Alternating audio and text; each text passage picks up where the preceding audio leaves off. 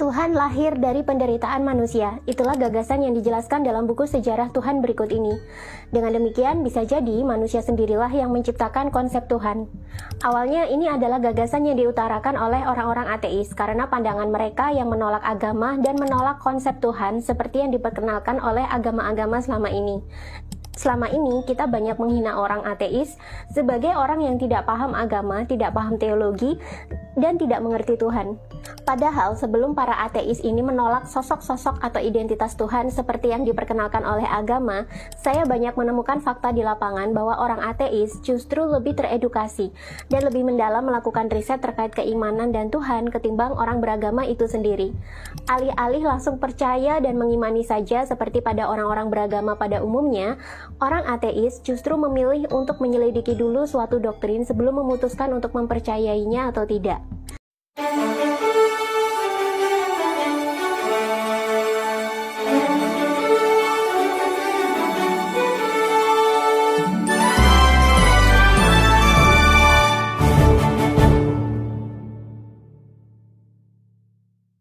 Ternyata pemahaman manusia sendirilah yang menciptakan Tuhan. Ini tidak hanya dialami oleh orang-orang ateis saja. Dalam kehidupan sehari-hari, tanpa kita sadari, manusia telah menciptakan konsep Tuhan itu sendiri, bahkan sampai sekarang.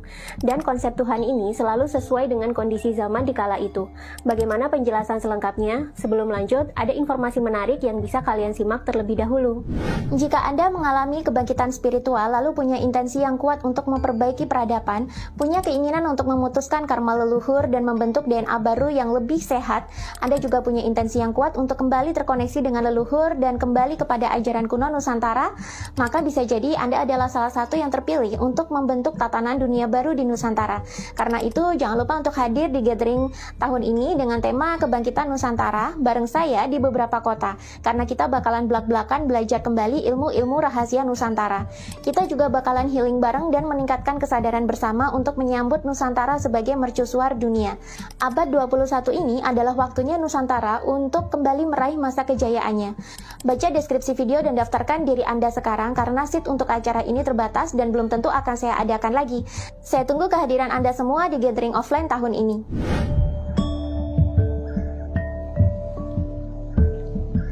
Di zaman purba, manusia sebenarnya sudah mengenal konsep Tuhan.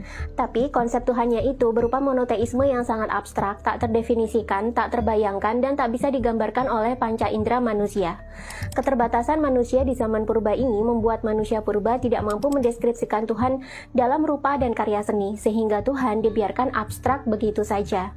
Lama-lama ketika otak manusia purba berevolusi dan kesadarannya berkembang, manusia purba mulai melakukan penyembahan-penyembahan kepada api, angin, atau matahari sebagai wujud ekspresi untuk menyadari adanya kekuatan agung di luar batas manusia yang mengontrol alam semesta. Uniknya, dalam buku Sejarah Tuhan karya Karen Armstrong berikut ini dijelaskan, sebenarnya konsep Tuhan itu selalu lahir saat manusia menderita, demikian juga dengan agama. Ketika manusia menciptakan konsep Tuhan dalam diri, maka manusia juga menciptakan agama. Sejak zaman purba, kalau manusia menderita, maka secara alami manusia akan menciptakan konsep Tuhan sebagai tempat mereka untuk bersandar.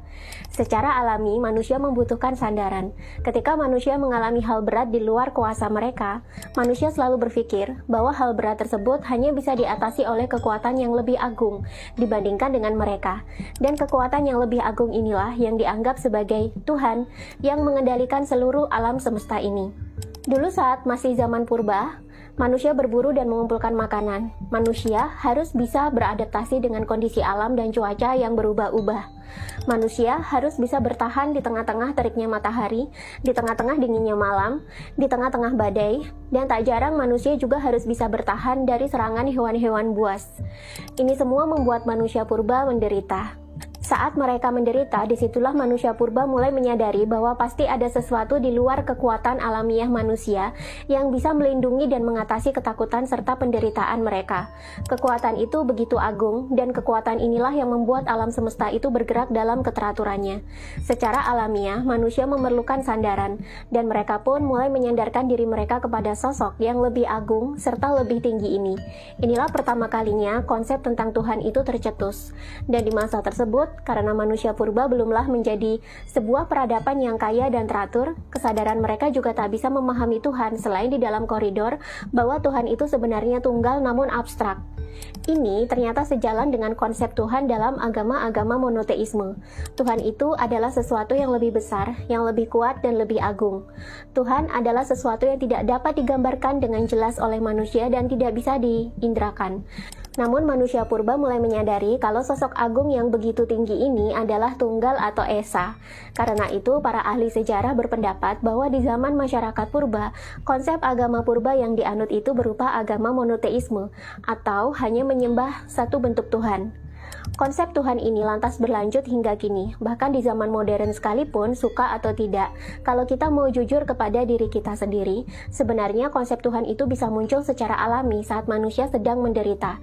Coba kalian amati saat manusia sedang jatuh, bersedih, atau mengalami masalah berat, disitulah manusia menyadari kalau dirinya tanpa Tuhan itu bukanlah apa-apa dan tidak bisa berbuat apa-apa.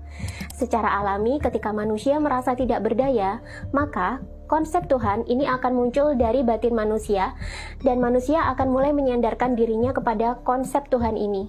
Namun entah kenapa, bersandar kepada Tuhan ini bisa membuat manusia lebih nyaman dan membuat manusia menjadi kuat serta bisa bangkit untuk meneruskan hidup. Itulah kenapa ada yang mengatakan kalau Tuhan itu sebenarnya adalah konsep yang lahir dari penderitaan manusia itu sendiri. Manusia butuh Tuhan untuk bersandar ketika mereka sedang terjatuh dan lemah.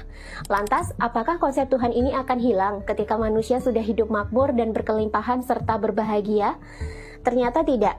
Dan ini dibuktikan dalam sejarah. Justru ketika peradaban manusia sedang makmur dan berkelimpahan, cara manusia memaknai Tuhan itu malah semakin semarak. Tuhan tidak lagi dipahami dalam konsep monoteisme yang tunggal dan abstrak, melainkan manusia mulai menggunakan beragam sosok atau rupa untuk merepresentasikan sifat-sifat dan wujud Tuhan dalam beragam karya seni yang berkembang seiring dengan perkembangan agama.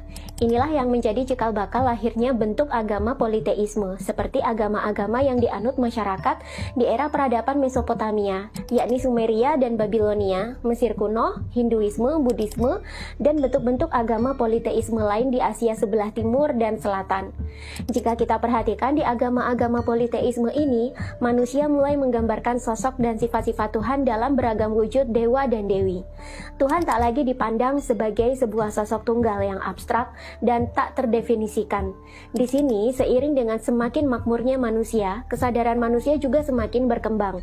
Jika kita amati, sebuah peradaban yang kaya dengan sumber daya alam dan masyarakatnya itu makmur, itu cenderung menganut agama dengan corak politeisme. Ketika manusia tinggal di sebuah peradaban yang subur dan berkelimpahan, kemudian mereka hidup makmur, maka di situ kesadaran manusia juga mengalami ekspansi, dan karya seni juga turut berkembang seiring dengan perkembangan agama yang semakin semarak. Manusia mulai menyadari bahwa Tuhan itu berada di mana-mana dan setiap apa yang mereka lihat di bumi dan di sekitar mereka adalah perwujudan darinya.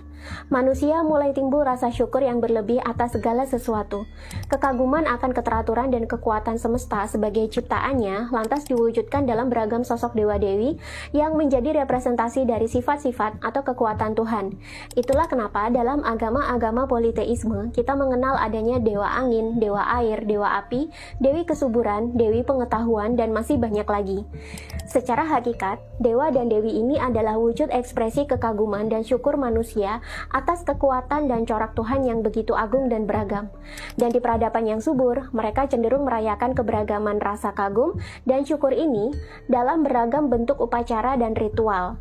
Mereka mulai membangun kuil-kuil yang beragam dan semarak. Mereka mulai membuat banyak sesaji untuk apapun, dan mereka mulai membuat banyak ritual-ritual ibadah agama. Ini semua tidak memberatkan mereka kala itu, karena mereka tinggal di sebuah peradaban yang subur dan makmur, di mana apa-apa sudah tersedia di sekitar mereka.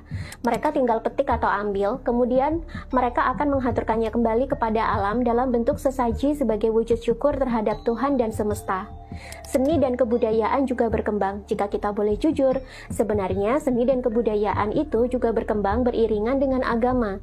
Semakin subur dan makmur suatu peradaban, maka semakin berkembang pula agama, seni, dan kebudayaan yang ada di situ. Sedangkan ketika sebuah peradaban sudah menjadi tandus dan kering, alias tidak lagi subur, biasanya konsep agama kembali menjadi monoteisme yang sederhana dan minim ritual. Didn't even get to cross.